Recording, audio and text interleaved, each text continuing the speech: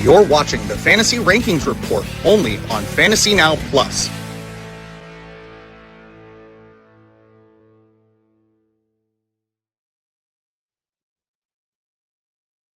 Hello, and welcome to the Fantasy Rankings Report. Welcome to the 2026 season. My name is Christopher Kurt, but you can call me Topher. I'm so glad to be back in the saddle talking about fantasy football because I've been looking at it all too often as a teacher on summer break. I want to bring in my co-host, Michael Flores. How are we doing tonight, buddy? Good. How you doing? How's Not the too summer bad. treating you? It's, you know what? I've done some traveling, went to Cancun, went to Europe. It was pretty great. And I'm a teacher. So I got to enjoy that. Part of the joy of finding vacations that other people can pay for is really nice. Or working as a chaperone on a trip to Love Europe. it. So yeah, pretty great. How about yours? Not too bad. I am not a teacher, so I have been working, but it hasn't been too bad. Got to take the kids to Bears training camp recently as a chaperone, actually, for my daughter's dance group. So that was kind of cool. Nice. There you go. See, chaperone work right there. Mhm. Killing it. Awesome. I have a new little contraption that I got for Christmas. Like a little, Ooh, and it's it's a beaut. new, right? And it attaches to my desk right here, so I can just untwist it and take it with me wherever. I got a new microphone. It was how can I up my podcasting game was my Christmas and birthday wish list. So Christmas here in we July. are. Yes, exactly. So I do want to mention that the show is brought to you by Fantasy Now Plus and the Fins Talk Sports Network. And to subscribe to both channels, which the links are down in the description, you should sign up for Drafters, which is a new betting app for 100% deposit match up to $100 using code. Wow, I can't read. Dust some things off. Using code FN FN on Drafters. Okay. We're going to start off with our rankings question of the day like we normally do. In this segment, Topher and Michael ask each other questions about rankings in different any way, shape, or form. It can be about our positions that we study. I'm the wide receiver guy. Michael's the running back guy. It can be about tight ends, quarterbacks, whatever we want to talk about, as long as we have a question of the day that's pertinent to fantasy. So here is my question: who is a player whose cost is too high or too low for your taste, and why? We are each doing one running back and one wide receiver. I've done a lot of talking, Michael. Let's hear from you. You choose whichever one you want to start with. All right, sounds good. So don't hate me too much for this. This is probably a little bit of bias here. But I have DeAndre Swift as my too low running back. I honestly do think that him sitting at, let me pull that up. It was 23, I believe. 21. 20, even 23, 21, I don't care. You're still too low. Last year, he was able to finish in points, RB 16 points per game.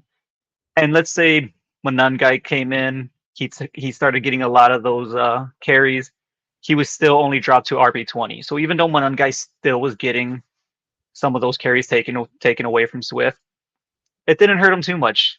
He probably had, I don't know, you can argue his best year last year. He had over 1,300 yards, over 250 touches. I think Swift could have gone a little higher. Now, I'm not saying let's put him top 10 by any means, but I would have him definitely within the top 20. He's a few spots too low for me.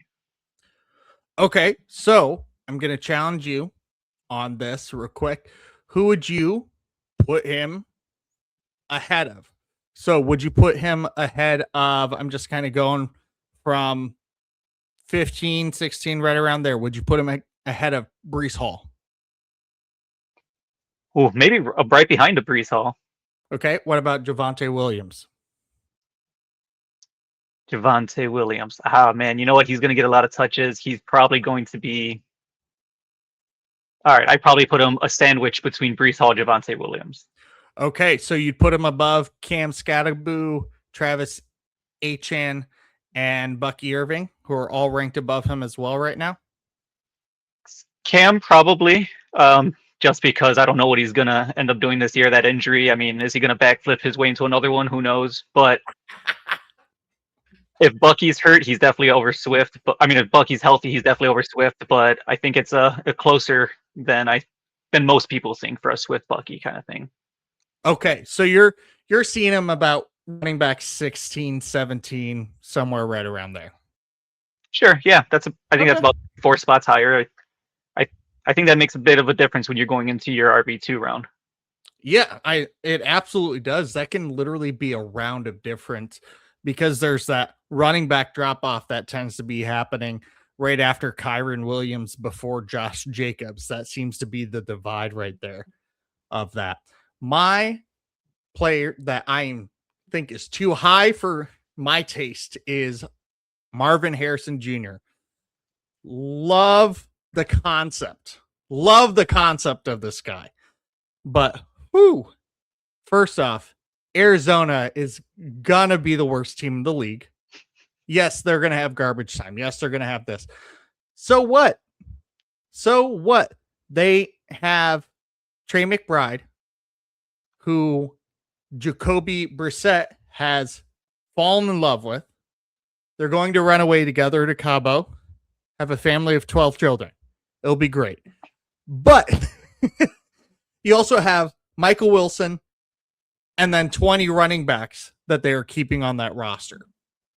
I don't see Marvin Harrison as wide receiver 32 right now. I don't trust him as my wide receiver 3. Maybe a flex, depending on who my top receivers are. But there's no way I'm going into a season with Marvin Harrison as my wide receiver 3. I think there are far better options, and I will list actually a couple of them later today in the show. Nice. I like that because I do not like Marvin Harrison. I mean, to your point, I think if you're gonna have him in like maybe a best ball kind of league, like sure, maybe take that flyer. He's been a wide receiver 4 in some best ball leagues of mine, but maybe a wide receiver 3 if I went running back heavy. Like one draft I got, who was it? I got Omarion Hampton, Kenneth Walker, and Jeremiah Love as my first 3 picks. So Marvin Harrison in the 6th as my wide receiver 3. Then I eventually got Jacoby Brissett. So I had a trio of stack. Great. We're not best balling right now. Yeah, I hear you. So I chose another I think maybe a little too low. I went with Chris Olave as my wide receiver. That might have gone too low. I was really trying to find a guy that I was like, okay, who's too high here? Looking early on, I don't know, maybe I'm just too chalk, but I liked a lot of the rankings for wide receivers, but even though they're kind of right all over the place, I'm kind of cool with them. But I went Chris Olave with my wide receiver that I feel like might be too low. He's at 11 right now, but his range is 9 to 14. So that's pretty decent range. I think he could finish higher, man. He's obviously the wide receiver 1 in his team. His quarterback is in his second year. You're hoping that relationship got even better. I really do think Olave has a chance to finish closer to it. Like you have Drake London is currently 7th. I feel like he could finish closer to something like that. Yeah, and he finished as wide receiver 6 last year in half point, and he had 9 touchdowns. He was, there were only 5 wide receivers last year that had double-digit touchdowns, which seems low, but that was the case. And he had 9. And who's to say that with Shuck at the helm for the whole year, he could get that double-digit touchdown and be an elite company for the season. I like that. My guy that I think is way too low for my taste is Jonathan Brooks. Jonathan Brooks is going to come out with that starting job. Why? Because I said so. That's the reason why. I think Jonathan Brooks, the Carolina Panthers, when they drafted him, they traded up to draft a running back that they knew was hurt for an entire season. They traded up. knowing that this was going to pan out later. And then he gets injured again. And then he starts running in camp this year, and the coaches and GM and all these people that have seen him play are going, this is the guy we drafted. Like, it's not like he's moving too slowly. He's doing all this, that, the other thing. Jonathan Brooks is that guy. And right now, where is he at? He is currently running back 40 in our consensus rankings. 40. That is insane. Well, technically 39 because I'm looking. We'll have to talk to Justin about it. But some people have it as Kenneth Gainwell, and some people on their website have Kenny Gainwell. So he's listed twice. So we're excited to show you something new. And speaking of that something new, I'm going to bring it up here right now. Okay. So what our fearless leader Justin has done is figured out how to automate this research. Beforehand, we were going through and typing out every single ranking and into a Google sheet that did the math, but we had to go through and organize things and alphabetize things. And it took a couple of hours to do that before every show. Now, all we have to do is upload it, the rankings to a spreadsheet, and it does all the sorting and everything for us. So it's going to take less than 10 minutes every time. And he's got it on the website. It's not accessible to all you yet. He's working on it. If you haven't checked out the website, please check it out, FantasyNow Plus, because Justin and the team have done an incredible job of updating this, making it better and better each and every time. And you get to see, instead of seeing an Excel sheet, you get to see actually a professionally laid out design that he has done. It's so cool. And as you can see, we have the wide receiver rankings, the running back rankings, and it's tiered. It has our average, it has the highs, lows, has a range that we talk about, and it's organized by tier and by color. So you have all this, and it goes down to number 80 on both of these. It's an incredible thing. I'm very excited that we have this opportunity to use this. What are your thoughts on it, Michael? Yeah, I think it looks great. I mean, makes our lives easier. Makes it look better. I mean, it's awesome. I mean, yeah, he really kicked some ass with this one. Yes, he did. Yes, he did. He's doing so well with this. He is doing things that I would only dream of. He's a little magician wizard with what we're doing here. Okay. He's AI at this point. He's what? He's AI at this point himself. Yeah. You know what? As long as he's not taking up all the water, I did see with this earlier, he did have a sink in the background. So I think he's just direct connected feed to the sink, like got an IV right into his arm with the sink. So that's how he's doing it. We figured you out, Justin. Okay. We have two main segments on the show. The first one is called Steady and Safe. The second one is Experts Against Experts. This first one, Steady and Safe, it's a shorter one, but it's a part of the show where we each highlight 3 players in our positions of expertise that the consensus agrees upon.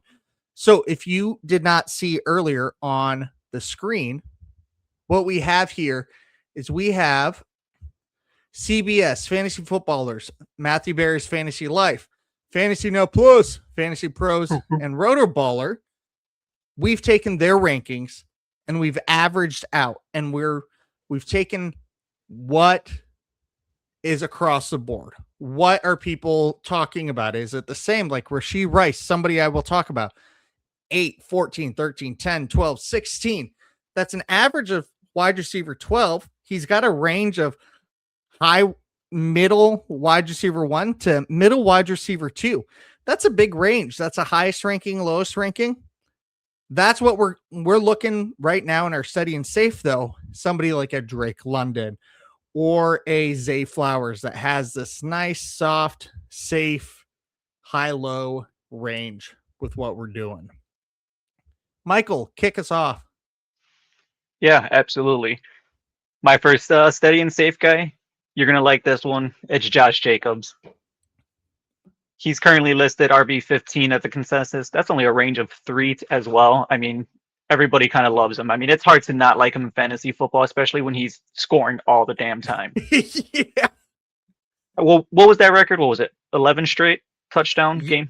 Yes. It was was a insane. glorious thing to watch. Yeah, I hated it.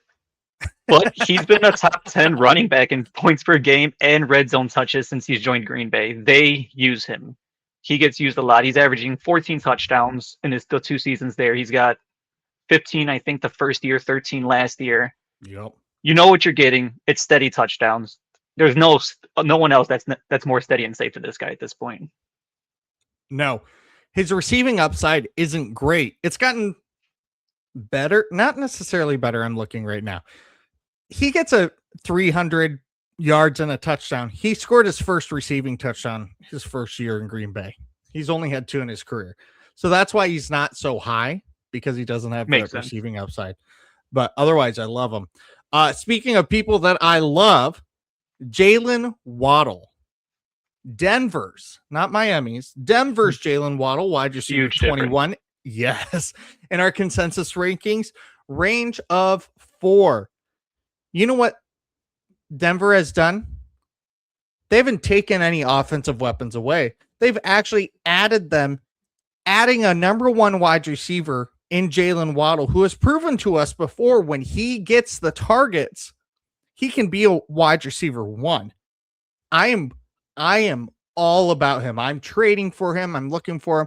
He's got a range of 4 in our rankings. I think I might have him at like number 12 or 13. I've got him extraordinarily high compared to consensus on this. I love Jalen Waddle. His talent is enormous. He's going to be out there. Okay, so this is how I have him at wide receiver 8 overall. Wide receiver 8. I am all in on this. Wide receiver 21, steady and safe. He's going right there. Take him around earlier. Take him a few wide receivers earlier. And you're going to see, I think, at worst, wide receiver 15. At worst. Yeah, that cuts it almost in half. That's huge. But yeah, wow. I like Jalen Waddle. I'm just, my whole thing is I'm curious on how much they're going to use him. And that I mean, obviously they're going to use him, but like how much of that share is he going to get? And if he stays consistent, man, he can really go off. I mean, Cortland Sutton last year was wide receiver 11. Cortland Sutton was wide receiver 11. Jalen Waddle's a better wide receiver.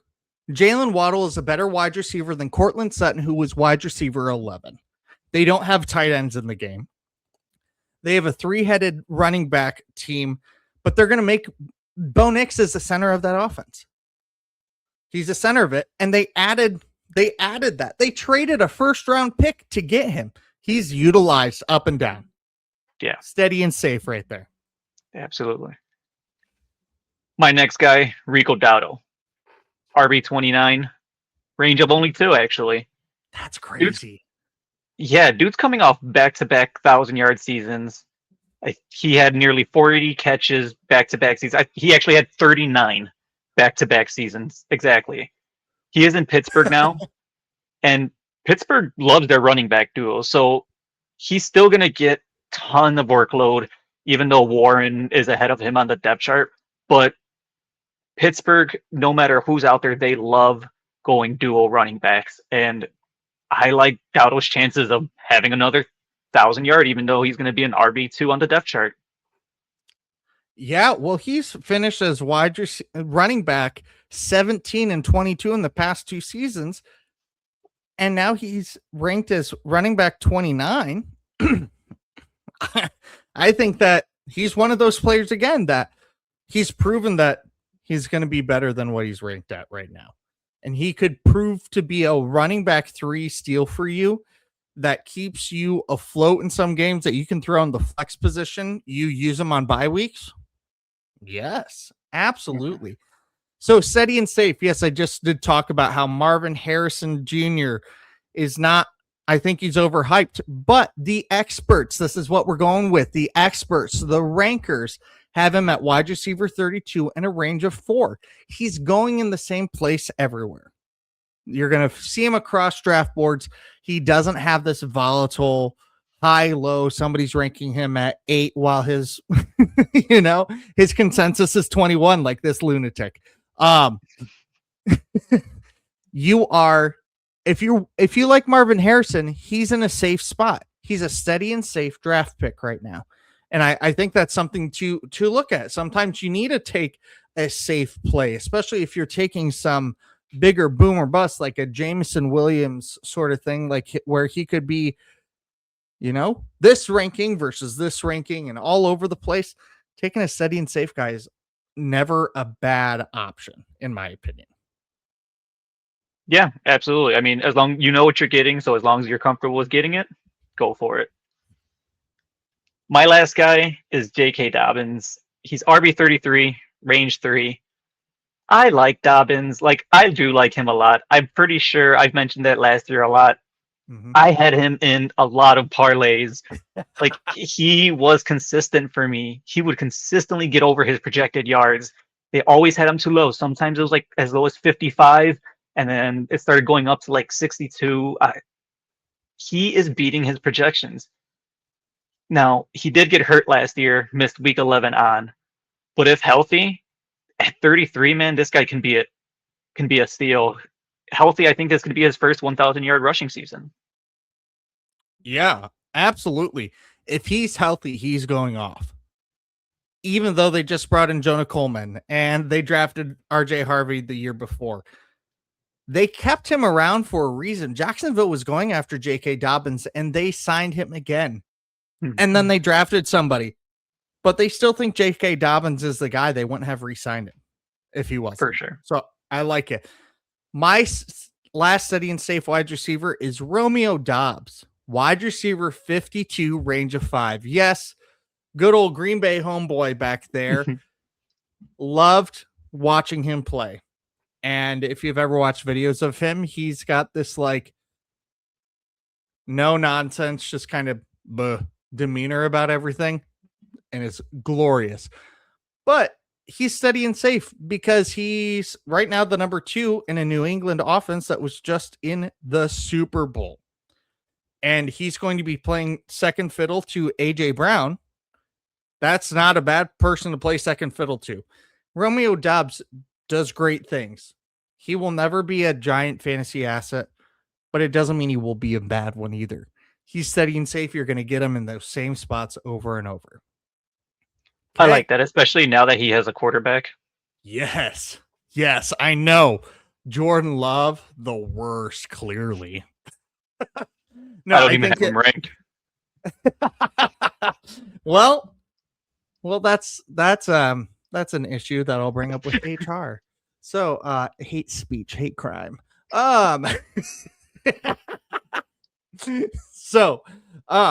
Experts against experts is our next segment. You just saw a preview of it. This expert versus that expert. And this is the part of the show where we each highlight 5 players on our positions of expertise that the consensus disagrees on. We will each talk about one from each tier. For example, I'll talk about from wide receiver 1, 2, 3, 4, 5. He'll do the same thing with running backs, just like you saw on our sheet earlier. I'm going to kick us off on this. I'm going to talk about Rashee Rice that I mentioned earlier at wide receiver 12. His range is 8. His highest ranking is 8. His lowest ranking is 16. There's some hesitancy. He was just in jail. Doesn't mean that people that go to jail aren't worthy of being back in society, all that fun stuff. No. But he was rehabbing surgery in jail. It'd be like if I went into a kindergarten classroom and expected myself not to get sick during flu season. It's not the best place to be. He's also missed 50% of his NFL career so far. 50% of his NFL career has not been played. That's almost half. That's almost half. Now, from Ian Hartitz on Twitter, because I'm calling it that, He's electric when he's been available for 30% or more snaps. If he's on the field for 30% or more snaps, this is insane. He has 15.3 PPR points per game, not points per game, not points per reception. Points per game in 2023, 21.6 in 2024, and 18 points per game in 2025. So when he's on the field, he is electric. However, his ADOT, or average depth of target, is 4.7 yards. And 28.7% of his catches have been screens. Essentially, every 3 out of 10 catches, it's a screen. So he can do stuff with that, but that's I'm gonna give you a little example because that's his career ADOT. Last year, an ADOT of 4.7, average depth of target of 4.7 yards, would have ranked as the 144th highest amongst all skill positions.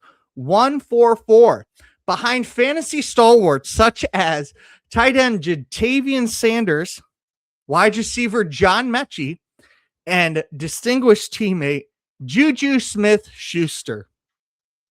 Rice, however, is also a touchdown machine. He's gotten a touchdown in every other game he's played in. So every other game, you're going to get at least a touchdown with him. So there is talent there. There's all of this that's potentially there. But are you going on potential with your wide receiver one? I don't know. I don't think that I could do it. I don't think that I could if he's my wide receiver two and I've walked away with an Amon-Ra, or maybe if I've seen him be able to snatched in like a best ball as an early wide receiver 3 where you get, you get a Puka and then you get a Drake London and then you get a Rashee Rice. I'm okay with that, but I don't know if I would trust Rashee Rice as a wide receiver 1 right now. I've got another guy that I'd rank above him here in a little bit. Yeah, it's hard to deny his talent, but he's got to play. He's got to play. That's just that simple. Yes. So my RB1 tier guy, old man Derrick Henry. Love the man. He's RB11. His range is 7, so that's the largest one we have in the RB1 tier. And they have him as high as 7 and as low as 14. So just outside of that RB1 tier. So mid RB1 to high end RB2. And look, I get it. He's 32. Completely understand that.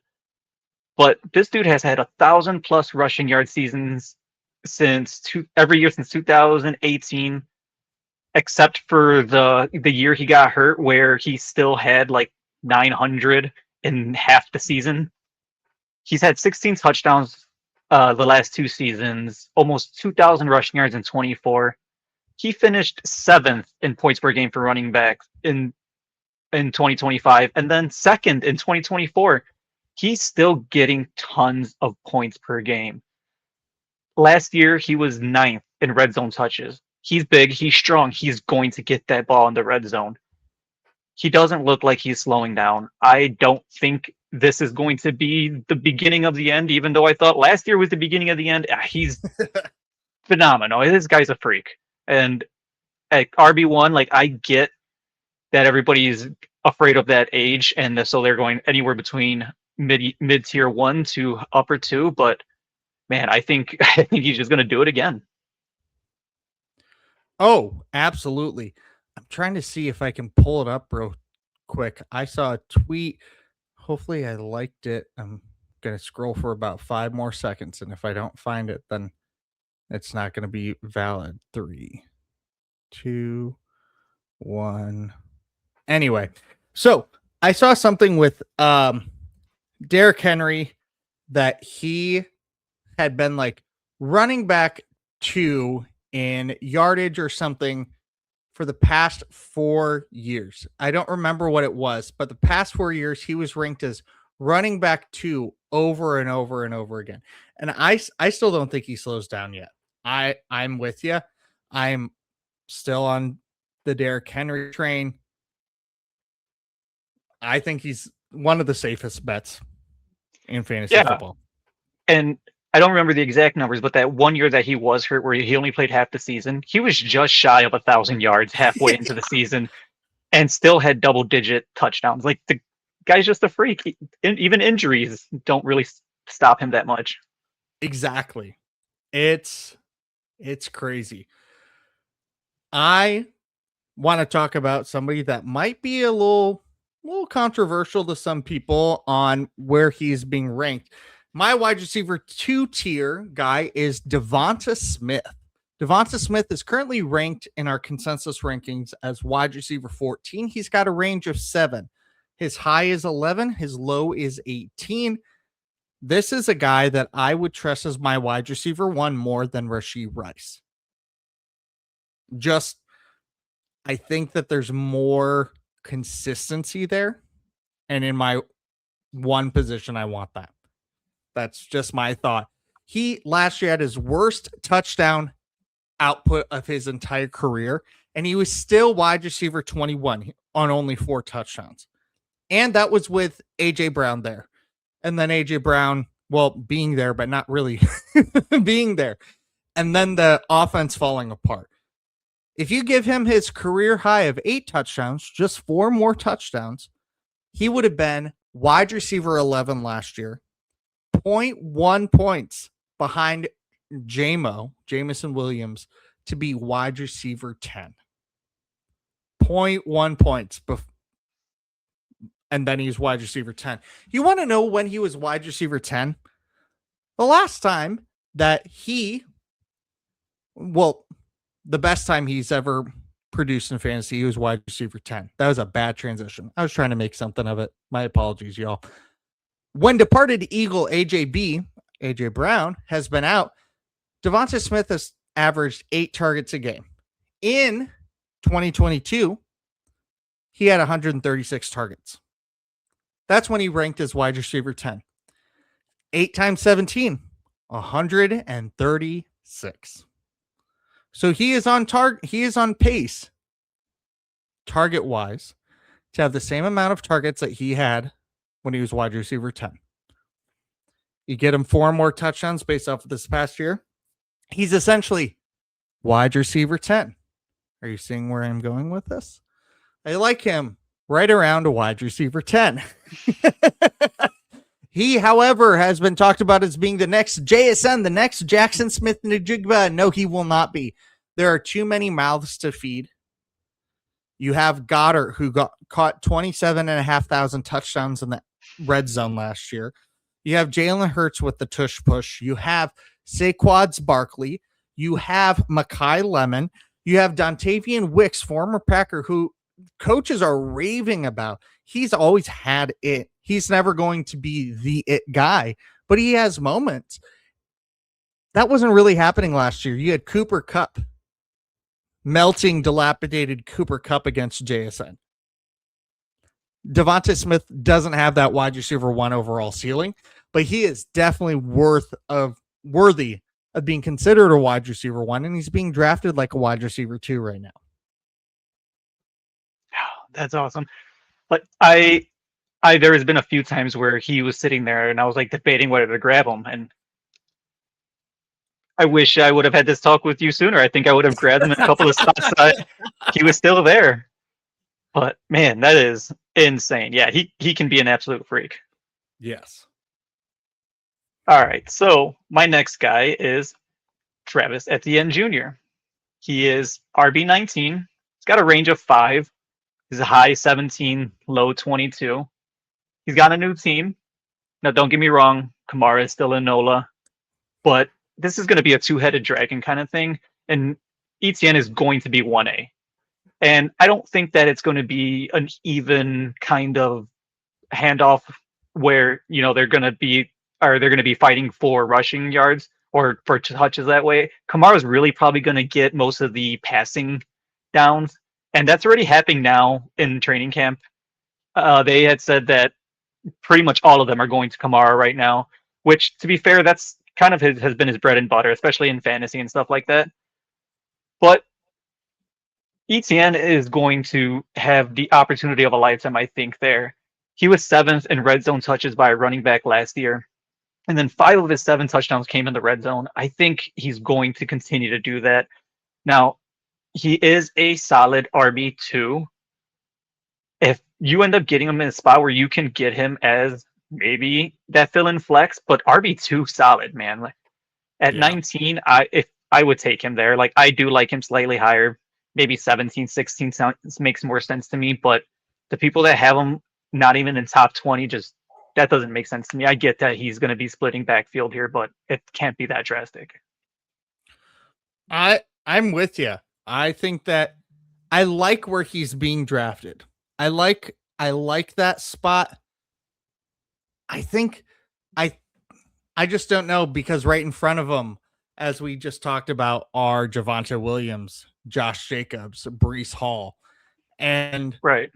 I think, and that's one of those things where you're like, all those guys could end up being running back ones. They were last year. So why are they being, the middle? Why are they being 15, 16, 17? It's because the top end of things is so staunch this year at both the running back and wide receiver, that even though Travis Etienne, however we are now saying his name, nobody knows. Like it's confusing. We want clarity.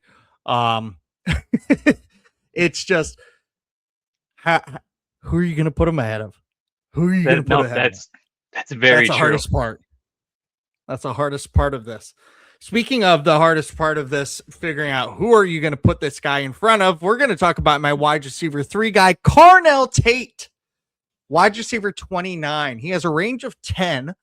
His high is 23, his low is 33. From Mike Florio, the great and talented and researched Mike Florio.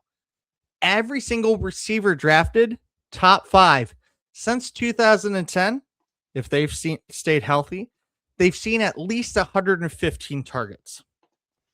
So I just thought of this. Last year, why is this not? Oh, here we go. Targets. 115 targets would have put you at wide receiver 18 last year. That would have had you giving you more targets than Devonta Adams, Devonta Smith, Drake London, Michael Pittman, Ladd McConkey, Jameson Williams, Stephon Diggs, Jalen Waddle, DK Metcalf, T. Higgins. Some substantial wide receiver names, just a little bit. And 2 less than CeeDee Lamb. So that's pretty good. Also, Brian Dable, his new OC, loves targeting his wide receiver 1. When Stephon Diggs was there when he was working with Stephon Diggs in Buffalo, he was averaging 165 targets a season. 165 targets a season. That would have put him at wide receiver 4 this year, only behind Jamar Chase, Amon-Ra, Puka. That would have put him higher than what JSN got target share last year. And when Malik Neighbors was healthy his rookie year, he had 170 targets. And before he got injured, he was on pace for 180 targets, which would have put him second to Jamar Chase. Wide receiver 1, undisputedly Carnell Tate. In a Brian Dable offense that's proven the past 4 years, you're getting 165 targets. And think about that. Yes, Josh Allen was a QB on 2 of those, but then you also had, I don't even remember, Tommy DeVito throwing to Malik Neighbors, and then partially Jackson Dart last year, and he's still getting those targets. But Dable's going to do it. We also need to talk about wide receiver finishes for rookies. So best wide receiver finishes for rookies over the past 6 years. Wide receiver in 2025, Teteroa McMillan was wide receiver 15.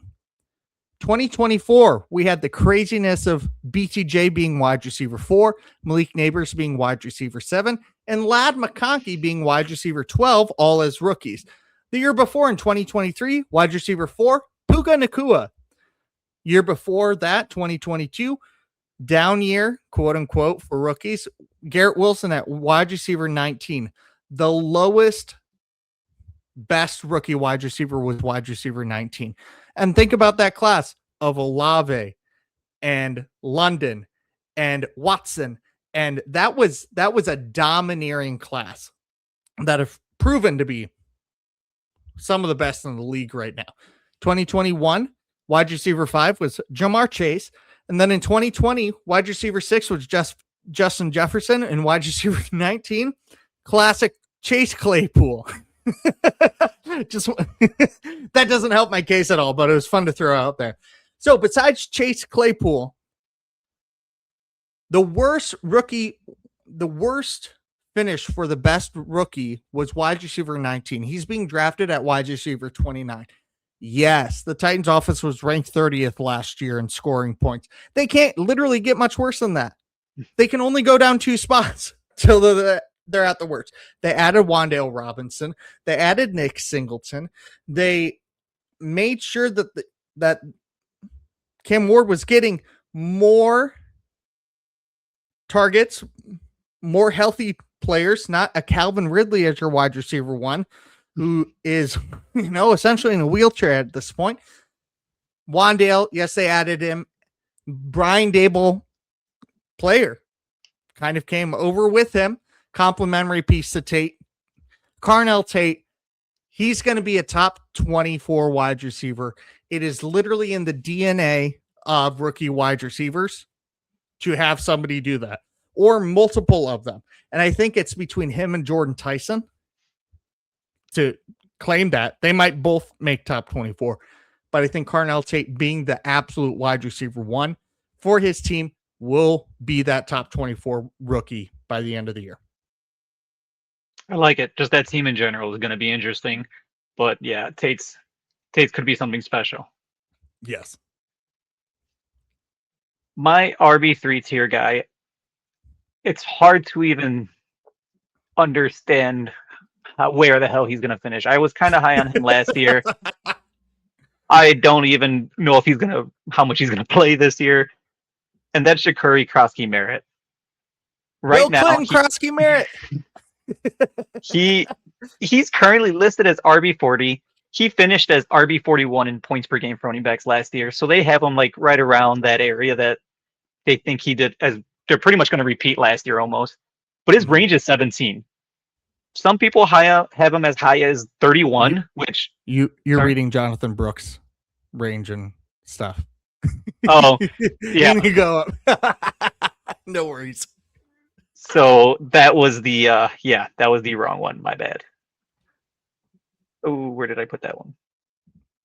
Oh, it was 35. Sorry. Yes. So he's the 35. His range was 12. And it's anywhere between 27 and 39.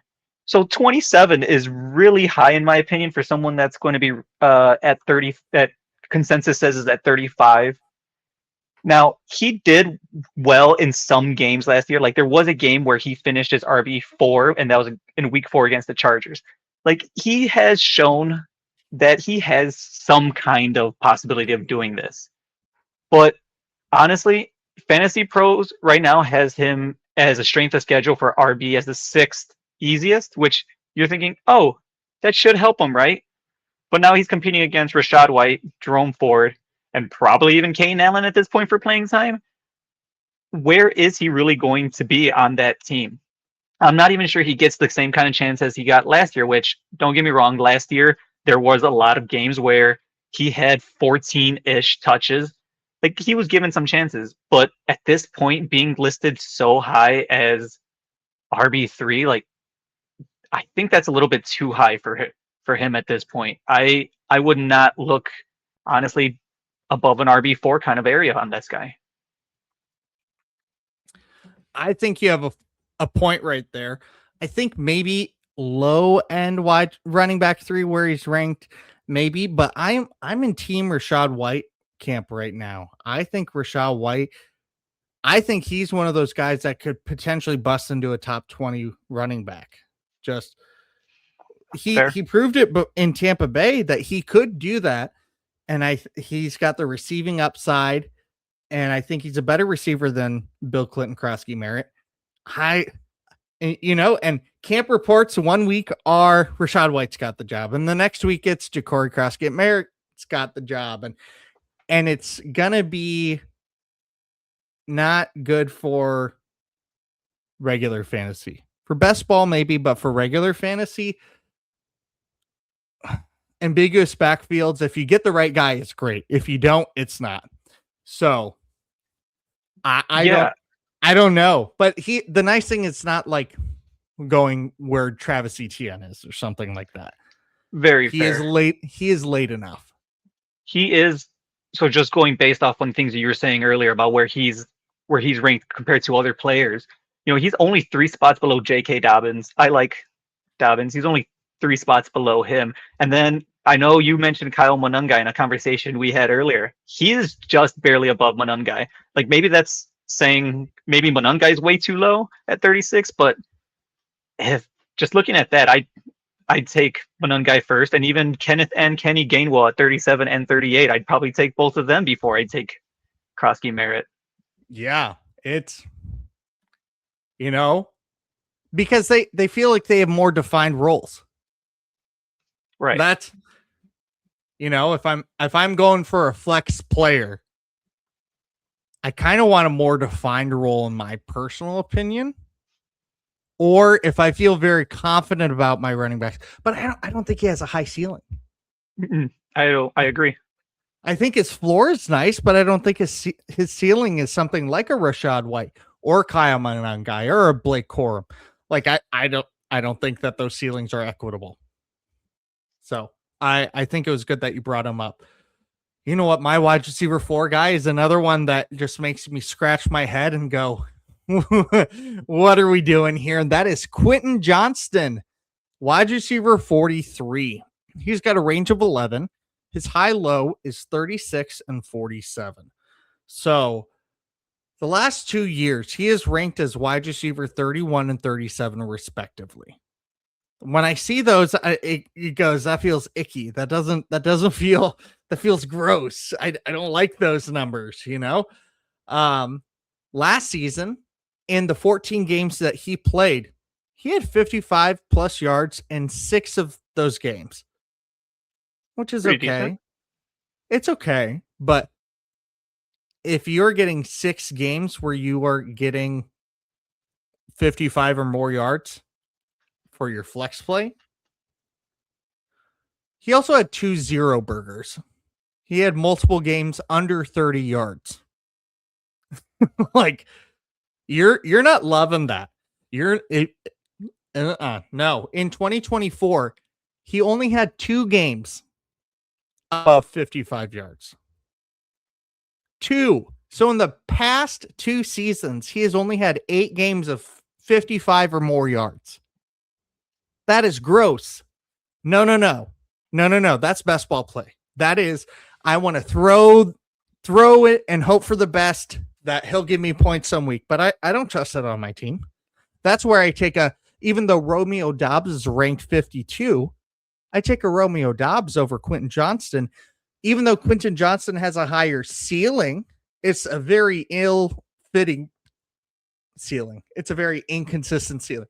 That's part of why his range of outcomes is so big, because he has been essentially a low-end wide receiver 3, but some people are seeing, well, it's kind of a fluke. He should be a low-end wide receiver 4. However, he has had 8 touchdowns in both of those seasons. So the past 2 seasons, he has had 16 total touchdowns. He can make big plays. He had 1 game with 186 yards.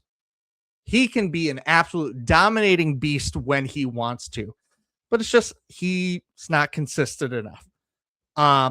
He should still, after all said and done, he's still probably going to finish around wide receiver 35 because of this new offense, because they're hyping up Justin Herbert so much.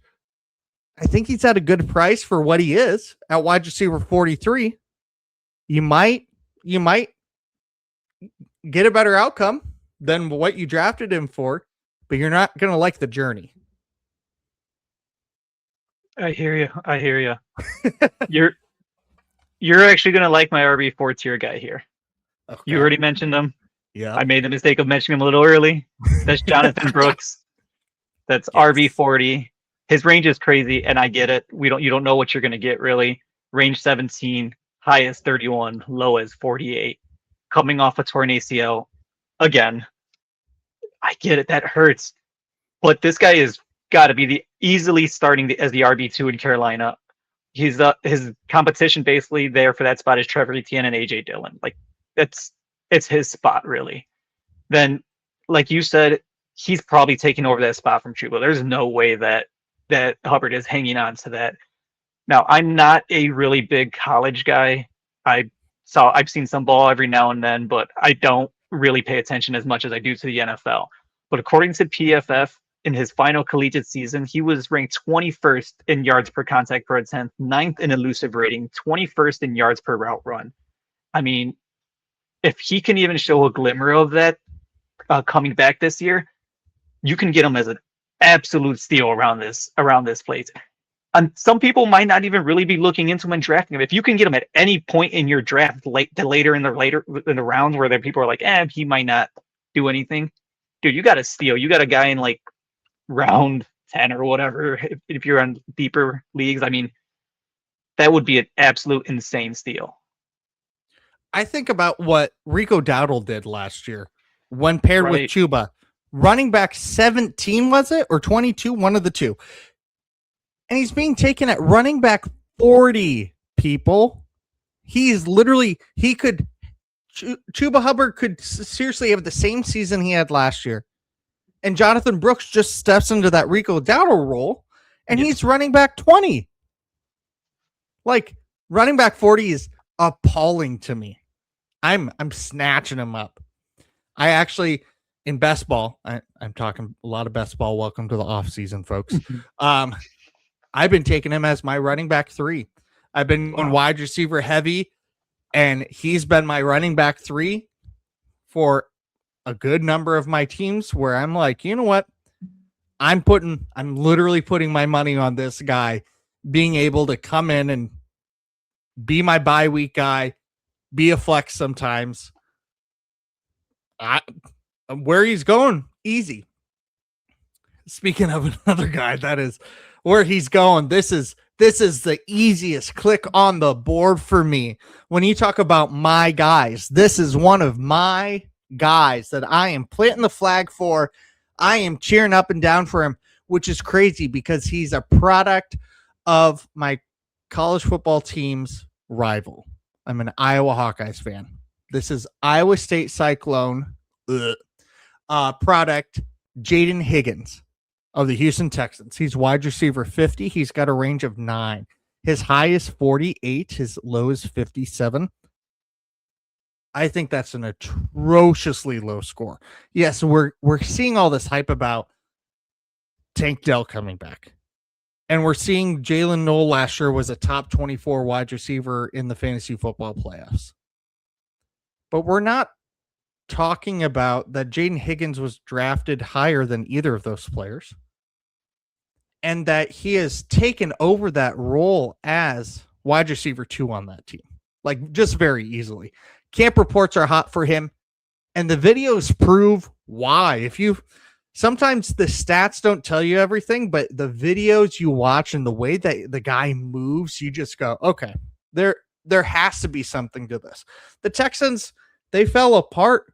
CJ Stroud, not the guy that everybody thought he was going to be, but is he going to be that bad again this year? I don't think so. Last season, Higgins scored within 10 points, positive or negative, meaning he outscored some of these people, Luther Burden. So he was within 10 points of Christian Watson, Brian Thomas Jr., Marvin Harrison Jr., and Luther Burden. Those are all guys that are going within that 20 to 32 range right there. On Underdog, because that's where I'm following some ADP, those ADP for those wide receivers are 45 through 69. ADP for Jaden Higgins on Underdog is 121. You're getting someone literally twice as further along in the draft, almost 3 times as further along in the draft, that produced at the same level as these people being taken within rounds 4 through 6, and you're getting this guy in round 12 and 13. He has top 24 wide receiver potential while not being drafted to start on your team. You draft him around earlier too, take him in round 10 instead of round 12. You are not going to regret that you did that. I am to the moon about Jaden Higgins. Over the moon with him. I'm trying to trade for him everywhere that I can. It's it's a sickness. I like it. It's harder once you get down this low to start finding those guys that are like, oh, here's that hidden gem that you could really be looking for. And man, it does not get any easier either with running backs. Right around this RB5 tier is kind of where I like, I guess, a flex play if you're gonna get there. And that's Alvin Kamara. I know I mentioned him earlier with, he's going to be possibly that 1-2 headed dragon, but I'm more so on the passing downs. I mean, that's where his bread and butter is. He got hurt last year. He's coming off an MCL sprain, so that really kind of hindered him. But the year before that, I mean, he still looked really good. He was one of the more elite running backs. Just he's a year off of that. His target share for passing yards was almost 20%. It was like 19.6% just 2 years ago. Like I do understand that, MCL injury at, what is he, 28, I believe? Oh, 31. I don't know why I said 28. 31. I do understand that that's going to be rough, but man, I do really like him in that passing game.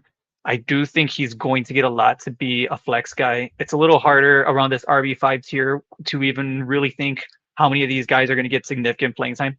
But injuries happen. Last year was huge for not crazy injuries and all these backups really having to get back there. And if Kamara gets anything back to his 2024 season, he was in 13th in fantasy points per route being run. The guy catches when he's out there. The guy performs when he's out there. It's just a matter of, is he going to be out there and how much? And that's the only thing that scares me. But I do like him later for maybe a flex position, maybe a flex on your bye week or something. I don't know, but I think the potential is still there. Yeah, I think that you have to go into it knowing that he's not going to be the same guy that scored 6 touchdowns on Christmas. You have to go into it knowing that there's a ceiling on the expectations, because I feel like there's no cap on his floor right now, that he's an infinite abyss right now. And I don't think that's the truth either. I think there's a happy medium spot that you were talking about where he won't be the guy he once was, but he's not the gremlin that everyone believes him to be at this point. Like I like grabbing him. If I need somebody that I just go, you know what, I know he'll get some work. I know that. Some of these guys that you take near the end of your drafts, you're shooting shots on. You might not know if they get work or not. Kamara has been signed to stay there. He wants to finish his career there. He knows that he's not the wide receiver one, the running back one anymore. He knows that. Everybody does. But so what? Doesn't mean he's not going to have meaningful stuff. I like it. Michael, do you have anything to say before we sign off? No, it's just good to be back. Hopefully shake off some of this rust, and it's good seeing you. Yeah, good seeing you too. I am excited for this. And we're doing, if you haven't figured out by now, viewer, we are doing this pre-recorded so we can just focus on our content, focus on our shows, because we have live shows. We have ways that you can ask or start sit questions. We have places that you can reach us at, which is my next thing. You can reach me at TopherK44 on Blue Sky and on the Twitters. What about yourself, Michael? You can find me on both at MP Flores 90. Boom. Look at that. Well, thank you so much for being a part of today's show. We hope you stick with us throughout the season. And yeah. Deuces. See you guys. Oh, let's end this. forgetting how to end it. How do I? Oh, end recording. There we go. Play outro. Okay, now for real. Deuces. See you. Thanks for listening. Be sure to like and subscribe wherever you watch or listen to podcasts. We'll be back next week for more ways to win your league.